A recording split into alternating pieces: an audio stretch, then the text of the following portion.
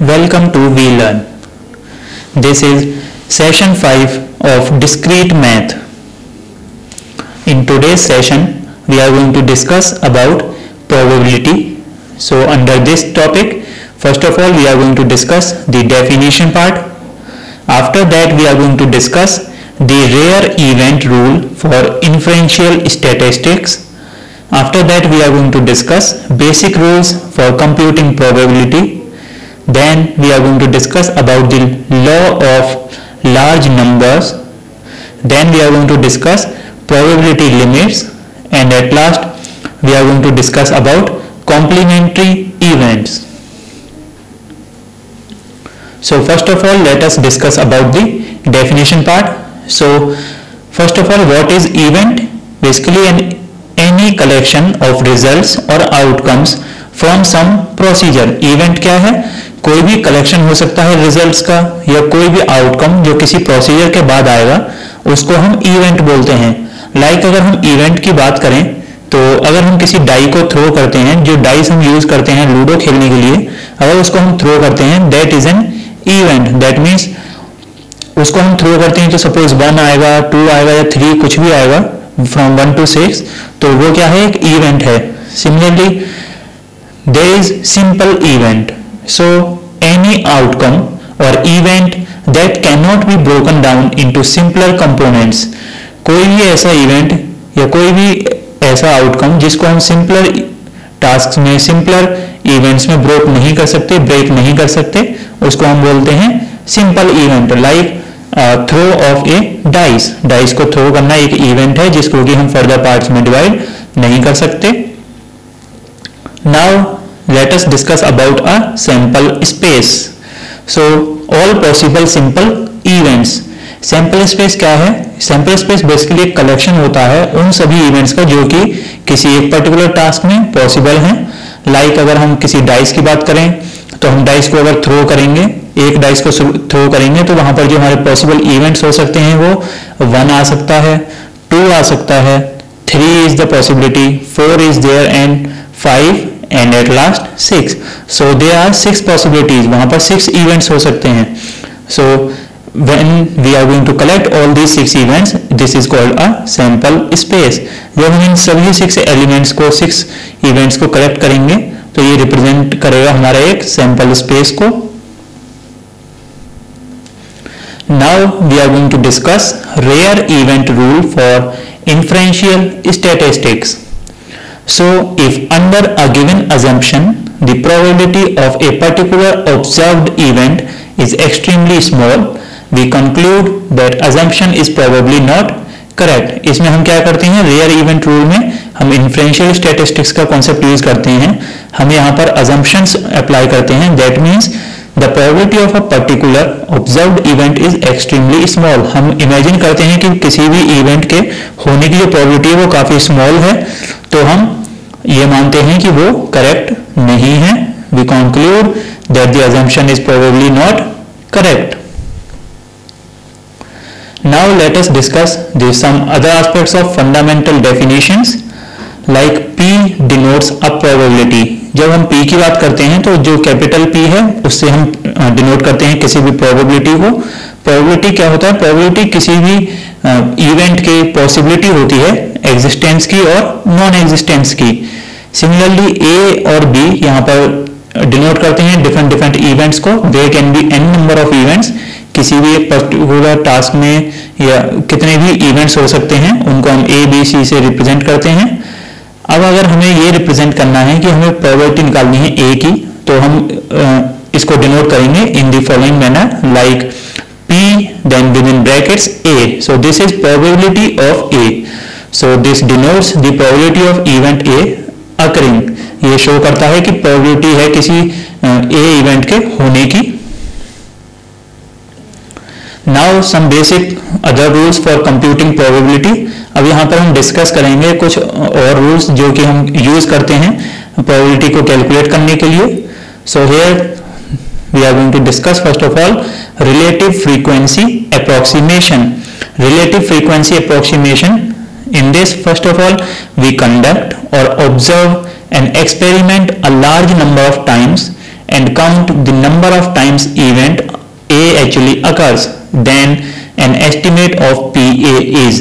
That means हम यहाँ पर सबसे पहले ये चेक करते हैं कि कितने नंबर ऑफ आइटम्स हैं, हम लार्ज एक्सपेरिमेंट कंडक्ट करते हैं and then we count the number of times event A actually occurs. और फिर वहां पर हम ये काउंट करते हैं कि किसी एक particular large number of events में जो A है वो कितनी बार अकर हुआ है, कितनी बार आया है. So then an estimate of PA is, अब हम अगर यहाँ पर PA की प्रोबेबिलिटी कैलकुलेट करेंगे, then we are going to have PA, that is probability of A will be equal to number of times A occurred. That means जितनी बार भी A appear हुआ है उसको हम न्यूमरेटर में शो करेंगे, then divided by number of times trial was repeated. That means the total number of observations, जो भी हमारी total number of observations हैं उससे हम डिवाइड करेंगे number of times A has occurred. Now let us discuss some rules related to the probabilities. So the rule first is the relative frequency approach is an approximation. जो हमारा relative frequency approach है वो एक approximation approach है. That means वहां से हमें correct result नहीं मिलता. We are going to get a approximate value.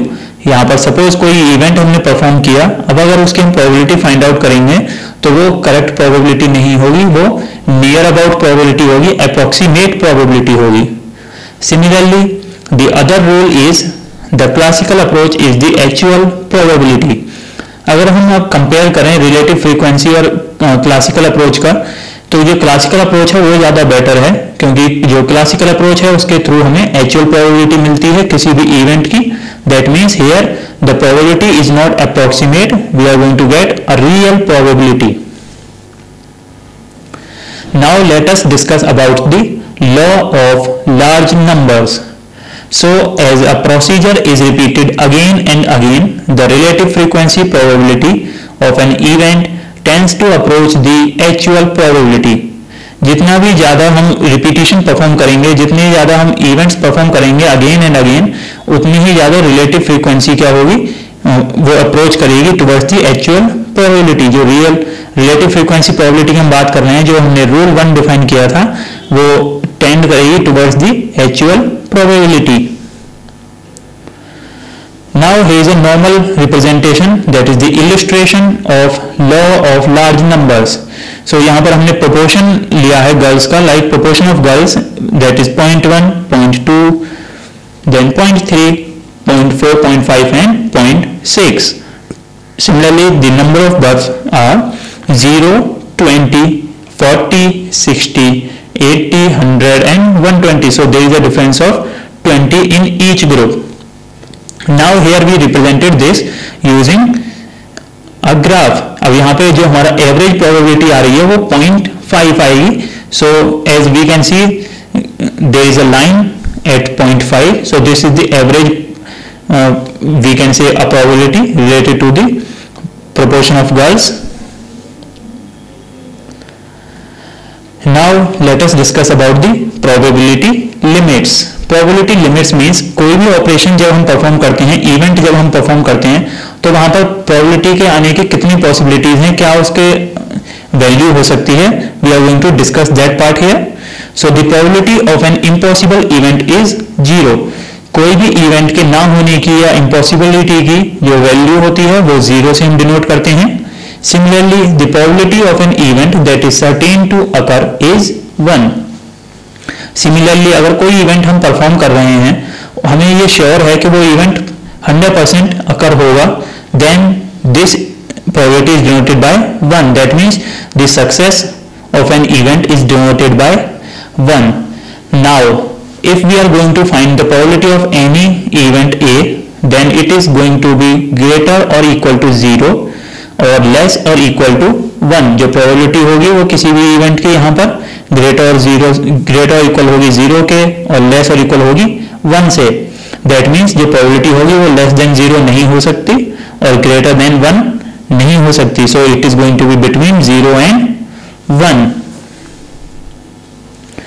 Now here are possible values for the probabilities. As as we can see here, जो हमें सर्टेन है कि पॉसिबिलिटी जो हमें फाइंड करनी थी प्रोबेबिलिटी, दैट मीन्स कोई एक पर्टिकुलर इवेंट है उसके हमें पता है कि ये होगा ही होगा, then that is certain, so we have the probability 1. If we are going, it is likely, then 50-50, that is 50-50 chance, 0.5.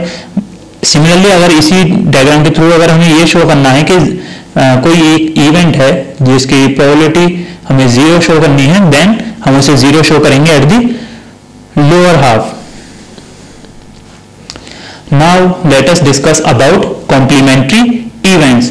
Complementary events का मतलब होता है just opposite events. So the complement of event A is denoted by A consist of all outcomes in which event A does not occur. अगर हमारे पास कोई एक particular event है A, तो उसको अब हमें कॉम्प्लीमेंट उसका हमें रिप्रेजेंट करना है, तो हम कैसे शो करेंगे? कॉम्प्लीमेंट A में सभी वो पॉसिबिलिटीज आएंगी जो कि उसके नहीं होने की, लाइक अगर किसी एक इवेंट के होने की प्रोबेबिलिटी है सपोज 0.6, तो उसके ना होने की प्रोबेबिलिटी क्या होगी? 1 minus 0.6, so it will be equals to 0.4. तो नहीं होने की प्रोबेबिलिटी हम कैसे कैलकुलेट करते हैं? 1 माइनस जो हमारे होने की प्रोबेबिलिटी है उसको हम सब्ट्रैक्ट करेंगे. After that we are going to get the complementary probability. Now in this complementary events we are going to discuss the testing Corbetes. So the General Motors Corporation wants to conduct a test of a new model of Corvette. So a pool of 50 drivers has been recruited, 20 और whom are men. यहाँ पर जो 20 हैं वो यहाँ पर men है, ये given है हमें. When the first person is selected from this pool, what is the probability of not getting a male driver? अब हमें यहाँ पर ये find out करना है कि जो 50 drivers में से जो 20 men हैं उनको हमें ये अब यहाँ पर प्रोबेबिलिटी फाइंड करनी है कि अगर हम सिलेक्ट करते हैं किसी भी एक पर्सन को पूल से, तो प्रोबेबिलिटी उसकी ये होनी चाहिए कि वो मेल ड्राइवर नहीं है, that means he is not a male. So because 20 of the 50 subjects are men, it follows that 30 of the 50 subjects are women. So अब यहाँ पर हमें पता है कि जो हमारे सब्जेक्ट्स हैं जो मेन हैं उनमें 50 में से 20 क्या है? मेन है. So it follows that 30 of the subjects are women. इसका मतलब है कि जो 30 हैं वो वुमेन हैं. सो अब हम यहाँ पर प्रोबेबिलिटी फाइंड आउट करेंगे not selecting a man, that means probability of men's complement. तो मेन्स का कॉम्प्लीमेंट होगा उसका just opposite, that is women. So probability of women that is equal to 30. So we'll have it will be equal to 0.6. सो 30 upon 50 we'll have 0.6. 30 upon 50 हमने इसलिए किया क्योंकि हमारे पास फेवरेबल इवेंट्स 30 हैं और टोटल नंबर ऑफ इवेंट्स कितने हैं? 50. दैट मीन्स जो टोटल नंबर ऑफ पर्सन्स हैं वो 50 हैं और जो फीमेल्स हैं वो 30 हैं. So favourable divided by total, so we have 30 divided by 50 and it will be equals to 0.6. Now here is another example, like if we toss a fair coin, then probability of head, that is PH, will be equals to probability of tail, that is PT, that is equals to 1 upon 2. अगर हम एक किसी fair coin को toss करते हैं तो वहां पर हेड होने की प्रोबेबिलिटी जो है वो टेल होने की प्रोबेबिलिटी की इक्वल होगी and it will be equals to 1/2. So if the dice in our example is of good quality, अब अगर यहाँ पर जो डाइस है या हमारी गुड क्वालिटी की है, then it you will have PI equals to 1/6 for every outcome I. अब यहाँ पर दूसरा अगर पॉइंट लें कि अगर हमने कोई डाइस थ्रो की, वो अगर डाइस हमारी गुड क्वालिटी की है, that means it is not biased.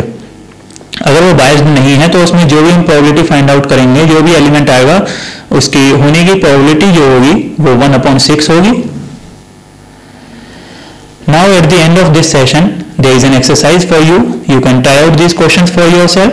So here the first question is, from a group of 2 boys and 3 girls, 2 children are selected.